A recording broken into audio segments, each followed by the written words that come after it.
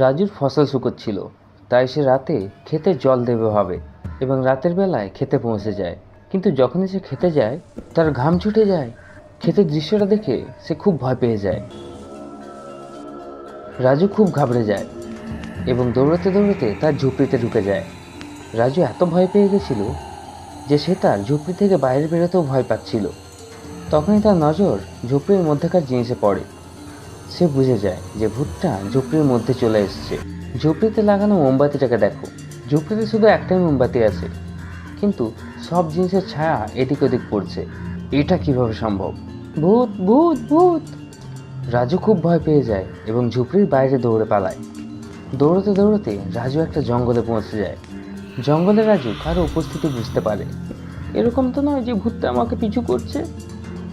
কেউ তার পা ধরে ফেলে এবং সে ধড়াম করে নিচে পড়ে পড়ে। কে আছে? কে আছে? রাজু আবার ওঠে এবং দৌড়াতে দৌড়াতে একটা কবরস্থানে পৌঁছে যায়। সেখানে কবরস্থানের কাছে একটা মেয়ে কিছু করছিল। শুনুন একটু। মেয়েটা রাজুর কাছে আসে। সেই মেয়েটার হাতে একটা অন্য রকমের ঘড়ি ছিল এবং তার কাছে একটা স্পেশাল রকমের ব্যাগ ছিল, যেটার ভেতরে ধোঁয়া ভরা ছিল এবং ধোঁয়াটা বাইরে বের হচ্ছিল। আপনি এত রাতে এখানে কি করছেন? আপনি এত ঘামছেন কেন? হ্যাঁ হ্যাঁ, আমি খেতে জল দিতে এসেছিলাম এবং সেখানে ভূত চলে এসছে। ওই মেয়েটা তখনই বিখ্যাত ঘোস্ট হান্টার জসকে ফোন লাগিয়ে দেয়। জস তখন একটা গুহার মধ্যে ভূতের ব্যাপারে ইনফরমেশন কালেক্ট করছিল। জসের কাছে গুহা থেকে বাইরে যাওয়ার জন্য তিনটে রাস্তা ছিল। প্রথম রাস্তায় গুহার দেওয়ালে অনেক সাপ ঘুরছিল। দ্বিতীয় রাস্তায় গুহার নিচে অনেকগুলো সাপ ছিল এবং তৃতীয় রাস্তায় গুহার ছাদে অনেকগুলো সাপ ঝুলছিল। জস প্রথম এবং তৃতীয় রাস্তা দিয়ে যেতে পারবে না, কারণ সাপগুলো কোনো রকমে তাকে কামড়ে ফেলবে। কিন্তু জস দ্বিতীয় রাস্তা দিয়ে যেতে পারে, কারণ সাপগুলো নিচে পড়ে আছে এবং গুহাটা অনেক উঁচু। জস এক পাশে পা রাখবে এবং এক পাশে হাত রাখবে এবং ধীরে ধীরে গুহাটা পার হয়ে যাবে এবং সাপগুলো নিচেই থেকে যাবে। জস গুহার বাইরে চলে আসে। জস তার বাইকে করে নদীর পাশের কবরস্থানে পৌঁছে যায়, যেখানে রাজু এবং সেই মেয়েটা ছিল। কিন্তু কিছু দূর যাওয়ার পর জস রাস্তায় অনেক রকমের জানোয়ার দেখতে পায় এবং জসের ঘড়িতে জোরে জোরে অ্যালার্ম বাজতে শুরু করে। এটার মানে হলো এখানে কোথাও একটা ভূত রয়েছে। জস সব জানোয়ারগুলোকে ভালো করে দেখে এবং বুঝে যায় যে ভূতটা কোন জানোয়ারের মধ্যে রয়েছে। ওই ছোট হাতিটাকে দেখো, তার বড় বড় দাঁত আছে, কিন্তু এটা কিভাবে সম্ভব? এত কম বয়সে এত বড় বড় দাঁত? জসের ডাউট হয়। জস যখন এই ছোট হাতিটার কাছে যায়, জসের অ্যালার্মটা আরও জোরে হয়ে যায়। জসকে তার কাছে আসতে দেখে সেই হাতির বাচ্চাটা হাওয়াতে উঠতে থাকে, কিন্তু জস আগের থেকেই সাবধান ছিল। জস তখনই তার গানটা বের করে ওই ভূতের হাতিটাকে ধরে ফেলে। তারপর জস নদীর কাছে পৌঁছে যায়, যেখানে কবরস্থানটা ছিল। জসের বাইকে একটা স্পেশাল ফিচার ছিল, এই জসের বাইকটা হাওয়াতে উঠতে পারে। কিন্তু আজকে সেই ফিচারটা কাজ করছে না। সবকিছু গন্ডগোল আছে, সবকিছু গন্ডগোল। এবার তো আমাকে নিজেই নদী পার হয়ে কবরস্থানে যেতে হবে। জস নদীর কিনারায় পৌঁছে যায়, কিন্তু সে বুঝতে পারছিল না যে নদীটাকে কিভাবে পার করা যায়, কারণ নদীর জলটা অনেক দ্রুত ছিল। জস অশ্বত্থ গাছের একটা ঝুড়িতে দড়ি বেঁধে ওই পারে ছুড়ে দেয় এবং সেটা গিয়ে অন্য গাছে আটকে যায় এবং জস সেটার সাহায্যে নদীটা পার হয়ে যায়। নদী পার হওয়ার পর জস কবরস্থানে পৌঁছে যায়, যেখানে রাজু এবং ওই মেয়েটা দাঁড়িয়েছিল। আমি হলাম জস দ্য ঘোস্ট হান্টার। এবার বলো ভূতটা এখানে কোথায়? তখন রাজু জসকে বলে, স্যার স্যার, ভূতটা আমার খেতে আছে। তারপর জস, রাজু এবং ওই মেয়েটা ক্ষেতের উদ্দেশ্যে রওনা হয়। খেতে যাওয়া মাত্র সেই মেয়েটা জসকে বলে, স্যার স্যার, ভূতটা এখানেই কোথাও আছে। তুমি কি করে জানলে যে ভূতটা আশেপাশে আছে? আমার ঘড়ি তো এখন কোনো সিগন্যাল দিচ্ছে না। অর্থাৎ ভূতটা এখন এখানে নেই, কিন্তু সেই মেয়েটা 100% শিওর ছিল যে এখানেই ভূতটা আছে এবং সে একলাই ভূতটাকে খুঁজতে শুরু করে। মনে হচ্ছে এই মেয়েটা পাগল। কিন্তু তখনই জসের ঘড়িতে লাল সিগন্যাল আসতে শুরু করে। জস তখনই চারিদিকে দেখতে শুরু করে। সে বুঝতে পেরে যায় যে ভূতটা কোথায় আছে। গাছে ঝুলে থাকা দড়িটাকে দেখো, কিন্তু দড়িটা এখনো গাছে ঝুলছে। অর্থাৎ নিশ্চয়ই এখানে ভূত আছে, আর সেই ভূতটাই এই দড়িটাকে ধরে রেখেছে। কিন্তু জস সেই ভূতটাকে তার গান দিয়ে ধরার আগেই সেই দড়িটা জসকে ধরে ফেলে এবং জস কিছুই করতে পারে না। পাশে দাঁড়িয়ে থাকা রাজু এসব দেখছিল। সে খুব ভয় পেয়ে যায় এবং কাঁপতে শুরু করে, কিন্তু সে মেয়েটা একদম ভয় পায় না। সে ভূতটাকে ধরার চেষ্টা করে। ভূতটাকে দেখতে পাওয়া যাচ্ছিল না, তাই সে ধরতেও পারছিল না। এই ভূত কোথায় আছিস? এই ভূত কোথায় আছিস? মেয়েটা বিভিন্ন রকম আওয়াজ বার করছিল। মেয়েটাকে দেখে রাজুও ভয় পেয়ে যায় এবং জস কনফিউজ হয়ে যায় তার কিছুক্ষণ পর সেই মেয়েটা ব্যাগটা খোলে এবং সেটা থেকে একটা সাদা ধোঁয়া বেরোতে থাকে। তারপর সেই ধোঁয়াটা চারিদিকে ছড়িয়ে পড়ে এবং ধোঁয়ার মধ্যে সেই ভূতটাকে দেখা যায়। যশ তো দড়ি দিয়ে বাঁধা আছে, কিন্তু তার গানটা নিচে পড়ে আছে। সেই মেয়েটা তখনই যশের গানটা তোলে এবং তখনই ভূতটাকে ধরে ফেলে। ভূতটাকে ধরার পর সেই মেয়েটা ওই ভূতটাকে তার নিজের ব্যাগে রেখে নেয় এবং হঠাৎই সেখান থেকে গায়েব হয়ে যায়। এটা কিভাবে সম্ভব? এই মেয়েটা কোথায় গায়েব হয়ে গেল? রাজু, জলদি করে আমার দড়ি খোলো। রাজু তখনই দৌড়ে আসে এবং যশের দড়িগুলো খুলে দেয়। স্যার, আমার মনে হচ্ছে ওই মেয়েটা কোনো মায়াবী মেয়ে, তাই ভূতটাকে ধরে গায়েব হয়ে গেছে। ওই মেয়েটা যেই হোক, আমি তাকে খুঁজে বার করব। তারপর যশ জঙ্গলের মধ্যে সেই মেয়েটাকে খুঁজতে শুরু করে, কিন্তু সেই মেয়েটাকে কোথাও পাওয়া যায় না। ফাইনালি যশ রাজুকে তার খেতে ছেড়ে দেয় এবং নদী পার করে তার বাড়িতে ফিরে আসে। যশ ভুতুড়ে হাতিটাকে একটা খাঁচায় রেখে দেয় এবং সেই রহস্যময় মেয়েটার ব্যাপারে ভাবতে শুরু করে। ওই মেয়েটা কে ছিল এবং কোথায় সে গায়েব হয়ে গেল? ওই মেয়েটা ভূত তো ছিল না, কারণ যশের ঘড়িতে অ্যালার্মও বাজেনি। কিন্তু সেটা কে ছিল এবং তার নাম কি ছিল? এসব ভাবতে ভাবতেই যশ ঘুমিয়ে পড়ে। অন্যদিকে রমন অফিসের কাজ করতে করতে অনেক লেট হয়ে যায়। সে তখনই তার ব্যাগ প্যাক করে এবং তার বাড়ি যেতে শুরু করে। তো সিকিউরিটি গার্ড তাকে বলে, স্যার, এত রাতে বাড়ি যাওয়া ঠিক হবে না। শুনেছি আগের জঙ্গলে ভূত থাকে। কিন্তু রমন সিকিউরিটি গার্ডের কথা শোনে না এবং বেরিয়ে পড়ে। রাস্তায় ঘন জঙ্গল ছিল। তখনই হঠাৎ একটা বিড়াল তার সামনে চলে আসে। বিড়ালটার চোখ লাল ছিল। এই বিড়ালটার চোখ লাল কেন? রমন খুব ভয় পেয়ে যায় এবং তার বাইকের এক্সেলেটার ঘোরায়, কিন্তু তার বাইকটা এগোচ্ছিলই না। রমনের মনে হচ্ছিল তার বাইকটাকে কেউ পিছন থেকে ধরে ফেলেছে। রমন তার বাইকের পিছনের টায়ারটাকে দেখে তো তার ঘাম ছুটে যায়। ভূত, ভূত! বাইকের পিছনের টায়ারটা মাটির সাথে ঘষছে, কিন্তু সেখানে ফ্রিকশন তৈরি হচ্ছে না এবং বাইকটা এগোতে পারছে না। এটা কিভাবে সম্ভব? তখনই রমন বুঝতে পারে যে টায়ারটাকে ভূতে ধরেছে। রমন তখনই বাইক থেকে নেমে পড়ে এবং বাইকটাকে ছেড়ে দেয়, কারণ বাইকটা স্টার্ট ছিল। বাইকটা আগে গিয়ে একটা গাছে ধাক্কা মারে। রমন তার বাইকটাকে দেখে বুঝতে পারে যে ভূতটা ওই বাইকটার মধ্যেই ঢুকে পড়েছে। গাছের সাথে ধাক্কা লাগার পরও বাইকটা নিচে পড়েনি, এক জায়গায় দাঁড়িয়ে আছে এবং চালুও আছে। এটা কিভাবে সম্ভব? রমন খুব ভয় পেয়ে যায় এবং সেখান থেকে পালাতে শুরু করে। জঙ্গলটা খুবই ঘন ছিল এবং ভয়ানক ছিল এবং বিভিন্ন রকমের আওয়াজ আসছিল। দৌড়াতে দৌড়াতে একটা নদীর কিনারায় একটা লোককে দেখতে পাওয়া যায়। সেই লোকটার লম্বা লম্বা চুল ছিল এবং তাকে দেখতেও বেশ ভয়ানক ছিল। কাকু, কাকু, আমার সাহায্য করো, একটা ভূত আমার পিছনে পড়ে গেছে, আমাকে জঙ্গল থেকে বাইরে বেরোতে হবে। ভয় পেও না, আমাকে একটা পেপার আর পেন দাও, আমি তোমাকে এই জঙ্গল থেকে বেরোনোর নকশা বানিয়ে দেব। রমন তার পকেট থেকে একটা পেপার এবং একটা পেন দেয় এবং সেই লোকটা রমনকে একটা নকশা বানিয়ে দেয়। তো তার ঘাম ছুটে যায়। রমন সেই লোকটাকে নীল রঙের পেন দিয়েছিল, কিন্তু নকশাতে লাল রঙের ব্যবহার রয়েছে। কিন্তু এটা কিভাবে সম্ভব? এখানে লাল পেন কিভাবে আসলো? তখন সেই ম্যাপ থেকে ওই লাল রংটা রক্তের মতো নিচে বইতে থাকে। রক্ত, রক্ত, তুমি কে? তখনই হঠাৎ সেই লোকটা ভূত হয়ে যায়। রমন দ্রুত বেগে সেখান থেকে পালাতে শুরু করে। রমন ঘন এবং অন্ধকার জঙ্গলে ফেসে গেছিল। সে কিছুই বুঝতে পারছিল না। আজকে তো আমাকে ভূতে চারিদিক থেকে ঘিরে নিয়েছে, আমাকে জস দ্য ঘোস্ট হান্টারকেই ডাকতে হবে। এরপর রমন জস দ্য ঘোস্ট হান্টারকে ডেকে নেয়। তখন জস অন্য একটা জঙ্গলে লুকিয়ে একটা ভূতকে দেখছিল, কিন্তু হঠাৎ জসের কল চলে আসে এবং তখনই সেই ভূতটা পালিয়ে যায়। জস তখনই সেই ভূতটার পিছু করে, কিন্তু সেই ভূতটা লুকিয়ে পড়ে। জস চারিদিকে দেখে এবং বুঝে যায় যে ভূতটা কোথায় লুকিয়ে আছে। আমের গাছের নিচে নিমের পাতা রয়েছে এবং আশেপাশে কোথাও নিমের গাছ নেই, শুধু চারিদিকে আমের গাছ আছে, অর্থাৎ নিমের পাতা হয়ে ওই ভূতটা লুকিয়ে আছে।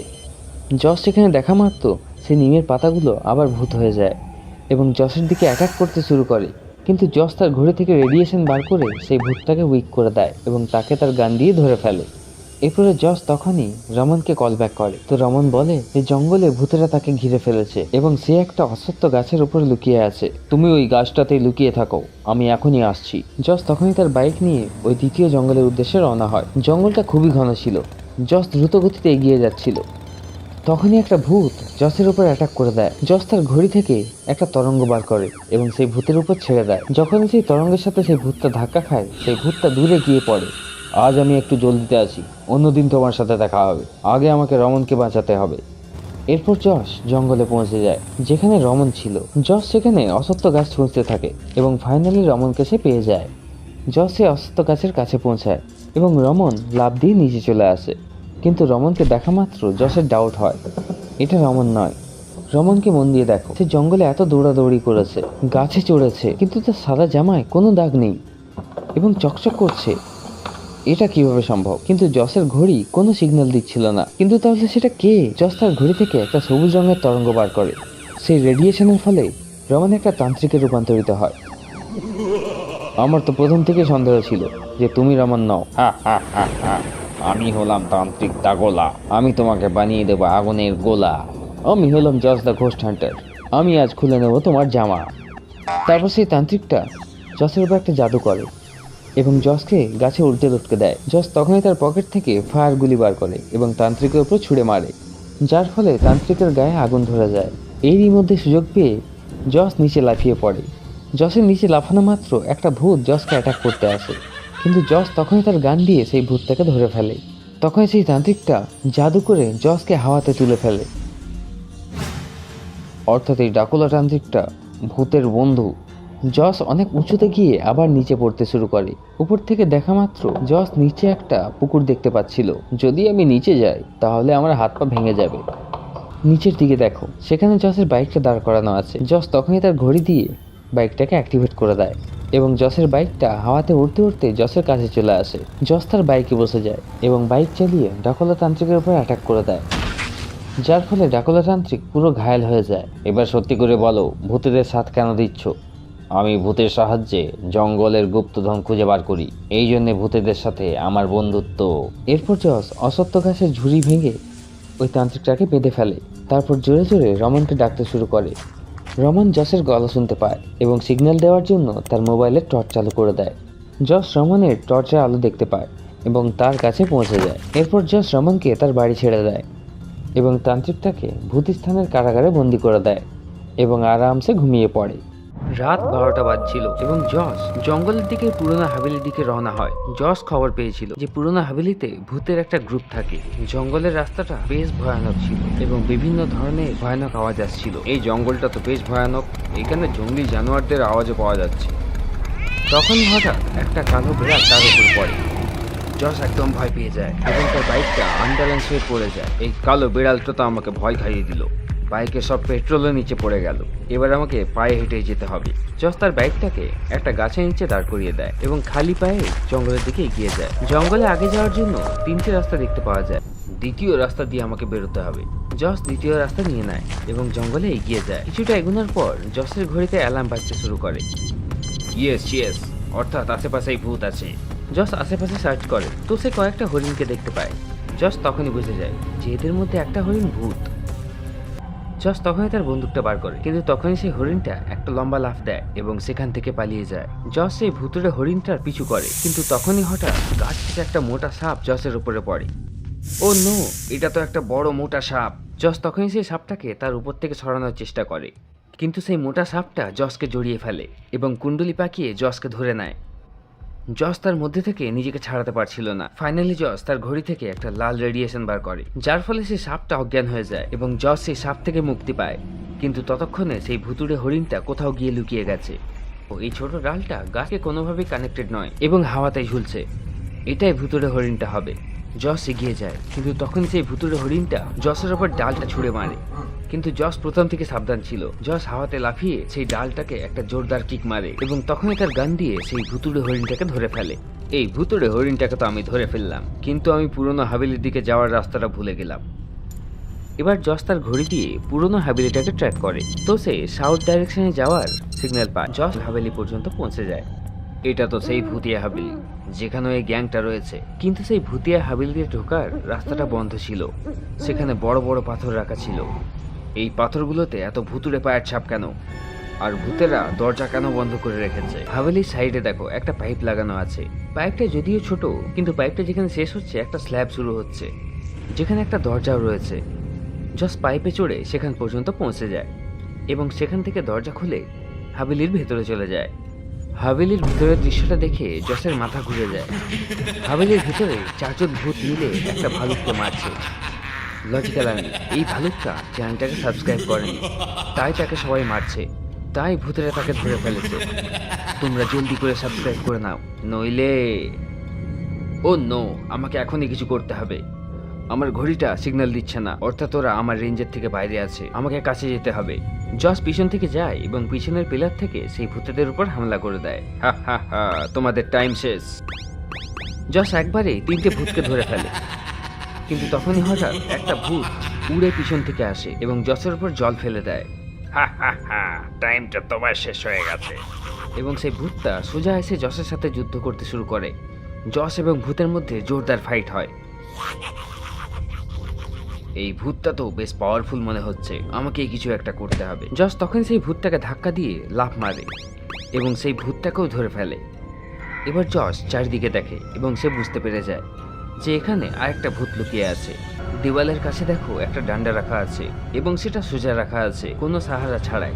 এটা কিভাবে সম্ভব? অর্থাৎ নিশ্চয়ই সেটাকে ভূত ধরে আছে। জস তখনই তার গানটা দিয়ে সেই ভূতটাকেও ধরে ফেলে। জস সেই হাভেলিতে আরো তল্লাশি করে, কিন্তু সে কোনো ভূতের সন্ধান পায় না। জস সেখান থেকে আবার জঙ্গলের উদ্দেশ্যে রওনা হয়, কিন্তু তখনই হঠাৎ জঙ্গলের মধ্যে একটা অদ্ভুত ধরনের চাঞ্চল্য সৃষ্টি হয়। হঠাৎ এই জঙ্গলে কি হচ্ছে? নিশ্চয়ই কোনো গন্ডগোল আছে।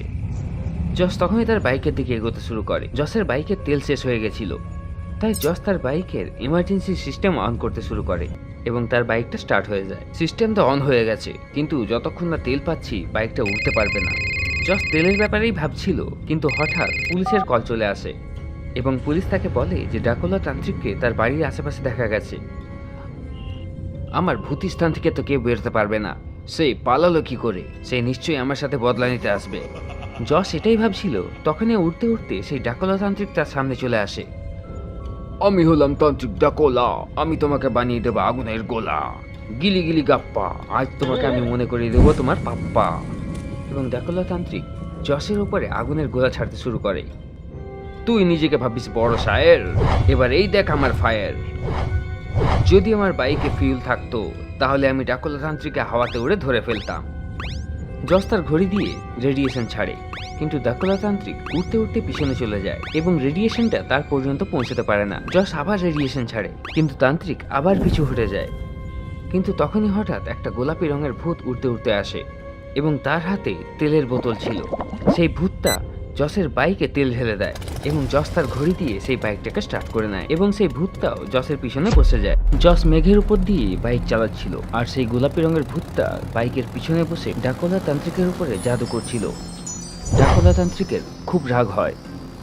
উফু, কোথা থেকে এলো ওই গোলাপি ভূত?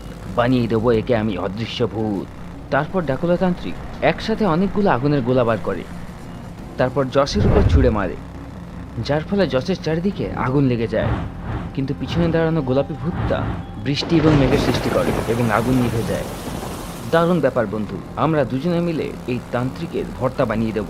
কিন্তু ড্রাকুলা তান্ত্রিক হার মানে না এবং তার সবচেয়ে পাওয়ারফুল জাদু করে ভুতিয়া গানটাকে প্রকট করে। ভুতিয়া গান দিয়ে ভুতিয়া ফায়ার হতে শুরু করে। ভুতিয়া গান দিয়ে জোরে জোরে ফায়ারিং হচ্ছিল এবং জস তার বাইকটাকে এদিক ওদিক করতে থাকে যাতে সে ফায়ার থেকে বাঁচতে পারে। কিন্তু একটা ফায়ার জসের হাতে গিয়ে লাগে এবং জসের বাইকটা আনব্যালেন্স হয়ে নিচে পড়ে যায় এবং জস অজ্ঞান হয়ে যায়। অজ্ঞান হয়ে যাওয়ার পর জসের একটা ভয়ানক স্বপ্ন আসে। একটা ভয়ানক জঙ্গলে অনেকগুলো ভূত জসকে চারিদিক দিয়ে ঘিরে ফেলেছিল এবং জসের গানটাও কাজ করছিল না। জস তার প্রাণ বাঁচানোর জন্য সেখান থেকে পালাতে শুরু করে। একটা ভূত পিছন থেকে এসে তার ব্যাগটা নিয়ে যায়। জস সামনে 3টে রাস্তা দেখতে পায়। প্রথম রাস্তাতে গাছের ছায়াগুলো এদিক ওদিকে আছে, এটা কিভাবে সম্ভব? অর্থাৎ নিশ্চয়ই সেখানে ভূত থাকবে। দ্বিতীয় রাস্তার গাছে দেখো অনেকগুলো চোখ দেখা যাচ্ছে এবং তৃতীয় রাস্তার গাছের পাতাগুলো উপরে উঠছে, এটাও কিভাবে সম্ভব? 3টে রাস্তায় সেফ নয়। জস এটাই ভাবছিল, তখনই চারিদিক দিয়ে অনেকগুলো ভূত এসে জসের উপর হামলা করে দেয়। বাঁচাও বাঁচাও, কেউ তো বাঁচাও! এবং চিৎকার করতে করতে জসের স্বপ্নটা ভেঙে যায় এবং জস তখনই দাঁড়িয়ে পড়ে। সে দেখে সে একটা গুহার মধ্যে আছে এবং একটা গোলাপি রঙের ভূত খাবার বানাচ্ছে। চিন্তা করো না, আমি ড্রাকুলা তান্ত্রিককে আমার জাদু দিয়ে একটা বোতলে বন্দি করে দিয়েছি। আমার নাম কিট্টু আর এটা আমার ঘর। কিন্তু আমি এখানে কিভাবে এলাম? আর ড্রাকুলা তান্ত্রিক আমার ভূত স্থান থেকে পালালো কিভাবে? ভূতিয়াগুলি লাগার ফলে তুমি অজ্ঞান হয়ে গেছিলে, তাই আমি তোমাকে আমার ঘর নিয়ে এসেছি। এরপর কিট্টু তাকে সেই বোতলটা দেখায় যেটাতে ড্রাকুলা তান্ত্রিক বন্ধ ছিল। এটা দেখে জস স্বস্তির নিঃশ্বাস ফেলে। তখনই হঠাৎ জসের কাছে একটা কল আসে এবং কল করা ব্যক্তি জসকে বলে, যে সে একটা পুলের উপর দিয়ে যাচ্ছিল। তখনই হঠাৎ একটা ভূত চলে আসে এবং সে তাকে তুলে একটা নদীতে ফেলে দেয়। নদীতে বইতে বইতে সে শহর থেকে দূরে একটা দ্বীপে পৌঁছে যায়। কিন্তু জস কলটা কাট করে দেয়। সেই লোকটা জসকে মিথ্যে কথা বলছে, কারণ জলে পড়ার পর তার মোবাইলটা তো খারাপ হয়ে গিয়ে থাকবে, এবং যদিও মোবাইলটা বেঁচে গিয়ে থাকে তাহলে শহর থেকে এত দূরে তার কাছে সিগন্যাল কিভাবে আসছে? অর্থাৎ সেটা ফেক কল ছিল। লজিক্যাল আর্মি, এরকমই কোনো একটা ভূত তোমার কাছে চলে আসলে তার চেয়ে ভালো তোমরা চ্যানেলটাকে সাবস্ক্রাইব করে জসের কাছাকাছি থাকো। কিন্তু তখনই হঠাৎ একটা খবরের থেকে ফোন আসে এবং সে জানতে পারে যে হাভেলির মধ্যে ভূত আছে। থ্যাংক ইউ কিট্টু, আমাকে এত হেল্প করার জন্য, কিন্তু এবার আমাকে যেতে হবে। আমি আবার তোমার সাথে দেখা করতে আসবো। ঠিক আছে বন্ধু, বাই বাই। জস গুহার বাইরে বেরিয়ে আসে, তো বাইকটা বাইরে দাঁড় করানো ছিল। মনে হচ্ছে কিট্টু আমার বাইকটা রেডি করে রেখেছে। জস তখনই তার বাইক করে সেই খবরের উদ্দেশ্যে রওনা হয় যেখানে ভূত ছিল। কিছুক্ষণ পরে জস সে হাভেলির কাছে পৌঁছে যায়। হাভেলিটাকে বাইরের থেকে দেখা মাত্র জস বুঝে যায় যেখানে একটা ভূত আছে। মন দিয়ে দেখো, হাভেলির বাইরে লাগানো দোলনাটা নিজের থেকেই দুলছে, কিন্তু সেখানে তো হাওয়াই দিচ্ছে না। তাহলে দোলনাটা নড়ছে কিভাবে? অর্থাৎ নিশ্চয়ই সেটাতে ভূত আছে। জস তখনই সেই দোলনাটার কাছে পৌঁছে যায়। জসের কাছে যাওয়া মাত্র দোলনাটা স্থির হয়ে যায় এবং জসের ঘড়িতেও কোনো সিগন্যাল আসে না। এই আমার ঘড়িতে সিগন্যাল কেন আসছে না? জস ঘড়িটা দেখে তো ঘড়িটা বন্ধ ছিল। আজকে তো আমি ভুলেই গেছি ঘড়িটাকে চার্জ করতে। মনে হচ্ছে আজকে আমার দিনটা খারাপ, সকাল থেকে সবকিছু উল্টাপাল্টা হচ্ছে। এবং জস হাভেলির ভেতরে চলে যায়। কেউ আছে? জসের আওয়াজ শুনে সেখানে একটা বুড়ো লোক আসে। সে বুড়ো লোকটার হাতে একটা লাঠি ছিল যার সাহায্যে সে চলছিল। স্যার, আমার নাম লগন, আমি এই হাভেলিটার দেখাশোনা করি। আমি আপনাকে কল করেছিলাম। এরপর লখন জসকে হাভেলির উপরে নিয়ে যেতে শুরু করে যেখানে ভূত ছিল। লগন আগে আগে সিঁড়ির দিকে যেতে শুরু করে এবং জস তার পিছনে পিছনে যেতে শুরু করে। কিন্তু লগনকে দেখে জস বুঝে যায় যেটা আসল লগন নয়। সে যখন এসেছিল সে লাঠির ব্যবহার করছিল, সেটা ছাড়া সে চলতেই পারছিল না। কিন্তু সিঁড়ি চলার সময় সেটা লাঠিটা ব্যবহার করছে না। জস তার গানটা বাগিয়ে ধরে এবং তাকে ধরার চেষ্টা করে, কিন্তু তখনই হঠাৎ সেই নেকড়ে লগন জসকে ধাক্কা দিয়ে দেয় এবং জস সিঁড়ি থেকে নিচে পড়তে শুরু করে। সে সিঁড়ি দিয়ে গড়াতে গড়াতে নিচে চলে আসে এবং তার মাথা থেকে রক্ত বেরোতে শুরু করে এবং লগনও ভূত হয়ে যায়। জসের খুব রাগ হয়। জস তখনই তার পকেট থেকে একটা ফায়ার গুলি বার করে সেই ভূতটাকে মারতে শুরু করে, যার ফলে সেই ভূতের বডিতে আগুন লেগে যায়। তারপর জস তার গান বার করে সেটাকে ধরে নেয়। আজ আমাকে ঘুমোতে হবে অনেক, কিন্তু এই ভূতেরা আমাকে জ্বালিয়ে খেলো। প্রথমে বাঁচাই লগনকে, তারপর আমি শোব অনেক বেশি। জস উপরে যায় এবং তারপর সেই কামরাটার ভেতরে চলে যায়। কামরাটা অনেক বড় ছিল এবং উঁচু ছিল। সেখানে পুরনো জামানার অনেকগুলো জিনিস রাখা ছিল। জস পুরো কামরাটাকে চেক করে। তুমি যেখানেই আছো বাইরে বেরিয়ে আসো, তুমি আমার হাত থেকে বাঁচতে পারবে না। কামরার মধ্যে কিছুক্ষণ তদন্ত করার পর জস বুঝে যায় যে ভূতটা কোথায় লুকিয়ে আছে। রুমে দুই জায়গায় জল পড়ে আছে। প্রথম জলে জিনিসপত্রের প্রতিচ্ছবি দেখা যাচ্ছে, কিন্তু দ্বিতীয়তে দেখা যাচ্ছে না। অর্থাৎ নিশ্চয়ই ভূত জলে আছে। জস তার গান দিয়ে সেই ভূতটাকে ধরে ফেলে। এরপর জস পুরো হাভেলিতে তদন্ত করে, তো সে নিচের রুমে লখনকে খুঁজে পেয়ে যায়। ভূতেরা লগনকে নিচের রুমে বন্ধ করে দিয়েছিল। জস লগনকে মুক্ত করে দেয় এবং তার গাড়ি করে প্রতিষ্ঠানে পৌঁছে যায়। জস আজকে অনেক ঠকে গেছিল এবং সব ভূতেদের প্রিজনে রাখছিল। তখনই হঠাৎ অবাক হয়ে যায়। তান্ত্রিক ডাকোলা এখানে আগের থেকেই রয়েছে, কিন্তু সে তো সেটাকে ভূতের কাছেই ভুলে গেছিল। নাকি এটাই আসল তান্ত্রিক এবং ওটা অন্য কেউ? কি হচ্ছে এইসব? জস ভূতেদের বন্দি করে আরামসে ঘুমিয়ে পড়ে। অন্যদিকে রাতে জোরে বৃষ্টি পড়ছিল এবং বিকাশ তার ঘরের রান্নাঘরে সিঙ্গারা বানাচ্ছিল। তখনই হঠাৎ কি দরকারে বিকাশ বাইরে যায়। যখনই সে রান্নাঘরে ফিরে আসে তো অবাক হয়ে যায়। বিকাশ যখন রান্নাঘর থেকে বাইরে গেছিল তখন প্লেটে একটা সিঙ্গারা রাখা ছিল। এখন সেই সিঙ্গারাটা নেই। রান্নাঘরের জানলায় তো জাল লাগানো আছে, অর্থাৎ কোনো ইঁদুর বা বেড়াল তো আসতে পারে না। তাহলে আমার সিঙ্গারাটা গেল কোথায়? বিকাশ এটা ভাবতে ভাবতে চারটে আরও সিঙ্গারা ভাজে এবং সেগুলোকে নিয়ে রুমে চলে আসে এবং সিঙ্গারা খেতে শুরু করে। কিন্তু যখনই বিকাশ সিঙ্গারায় কামড় বসায় তখনই রুমে লাইট চলে যায়। বিকাশ কিছু দেখতে পাচ্ছিল না, তো অন্ধকারে সে তার টর্চটা খুঁজতে থাকে। তখনই হঠাৎ লাইট চলে আসে, কিন্তু যখনই লাইটটা ফিরে আসে তখনই সে জোরে চিৎকার করে, ভূত ভূত, এবং ভয়ে রুমের থেকে বাইরে বেরিয়ে যায়। বিকাশ শুধু এক কামড়ই খেয়েছিল, কিন্তু এখন সিঙ্গারা শুধু একটা কোনায় বেঁচে আছে। তাহলে সম্পূর্ণ সিঙ্গারাটা খেলো কে? বিকাশ রুমের বাইরে চলে আসে। সে খুব ঘেমে গেছিল। তখনই হঠাৎ লাইটটা ব্লিঙ্ক করতে শুরু করে। বিকাশ আরও ঘাবড়ে যায় এবং ভয়ে বাড়ির বাইরে চলে যায়। বিকাশ দৌড়াতে দৌড়াতে একটা চার মাথার মোড়ে পৌঁছে যায়। খুব জোরে বৃষ্টি পড়ছিল, তাই বিকাশ পুরো ভিজে গেছিল। তখনই হঠাৎ বিকাশ একটা লোককে দেখতে পায়। তখনই বিকাশ তার কাছে যায়। দয়া করে আমাকে হেল্প করুন, আমার বাড়িতে ভূত ঢুকে গেছে, প্লিজ আপনি আমাকে হেল্প করুন। কিন্তু বিকাশ তার সাহায্য নেওয়ার আগেই বিকাশ বুঝে যায় যে সেই লোকটা ভূত। এত জোরে বৃষ্টি হচ্ছে কিন্তু সেই লোকটা একদম ভিজছে না এবং তার চুলটাও তেমনই আছে। এটা কিভাবে সম্ভব? বিকাশ আরো ভয় পেয়ে যায়। কে কে তুমি? দেখতে দেখতেই সেই লোকটা একটা ভয়ানক ভূতে পরিণত হয়। বিকাশ সেখানে খুব জোরে দৌড়াতে শুরু করে। বাঁচাও বাঁচাও, ভূত ভূত! আমার মোবাইলটা বাড়িতে রয়ে গেছে, এবার আমি কি করব? বৃষ্টিটাও খুব জোরে ছিল, তাই সব লোকেরা বাড়ির মধ্যে ছিল। বিকাশ কারো সাহায্যও নিতে পারছিল না। তখনই সামনের রাস্তা দিয়ে জস দ্য ঘোস্ট হান্টার যাচ্ছিল, কিন্তু তার কানে হেডফোন লাগানো ছিল, তাই সে বিকাশের আওয়াজও শুনতে পাচ্ছিল না। এটা তো জস দ্য ঘোস্ট হান্টার, এনাকে কিছু করে আটকাতে হবে, নইলে এই ভূতরা আমাকে মেরে ফেলবে। বিকাশের আশেপাশে অনেক পাথর পড়ে আছে। বিকাশ পাথর তুলে জস দ্য ঘোস্ট হান্টারের দিকে ছুটতে থাকে এবং একটা পাথর তার গাড়িতে গিয়ে লাগে। মনে হচ্ছে আমার উপর কি হামলা করেছে। জস পিছনে ফিরে দেখে তো বিকাশ তার উপর পাথর ফেলছিল। একে তো মজা দেখাতে হবে। সে জোরে গাড়ি চালিয়ে তার কাছে পৌঁছায় এবং তাকে এক ঘুষি মারে। বিকাশ মাটিতে পড়ে যায়। স্যার, আপনি আমাকে কেন মারছেন? আগে আমার কথাটা তো শুনুন। এরপর বিকাশ তার সাথে ঘটে যাওয়া সব ঘটনা বলে। আচ্ছা, তো এই ব্যাপার।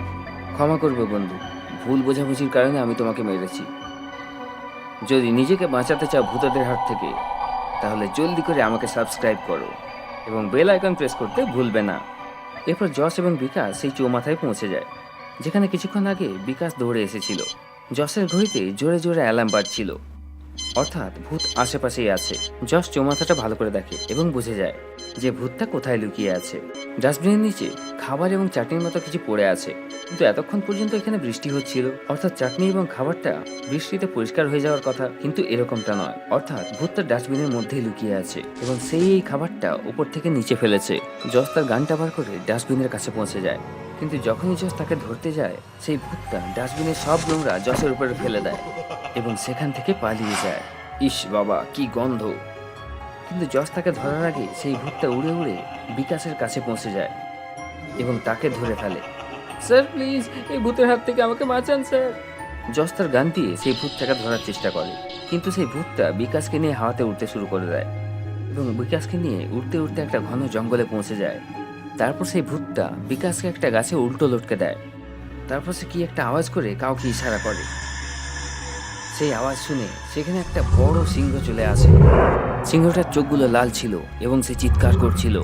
সিংহটা তাকে আক্রমণ করতে যাচ্ছিল, তখনই জস একটা হিরোর মতো সেখানে চলে আসে এবং বাইকের আগের টায়ার দিয়ে সিংহটাকে একটা জোরদার কিক মারে।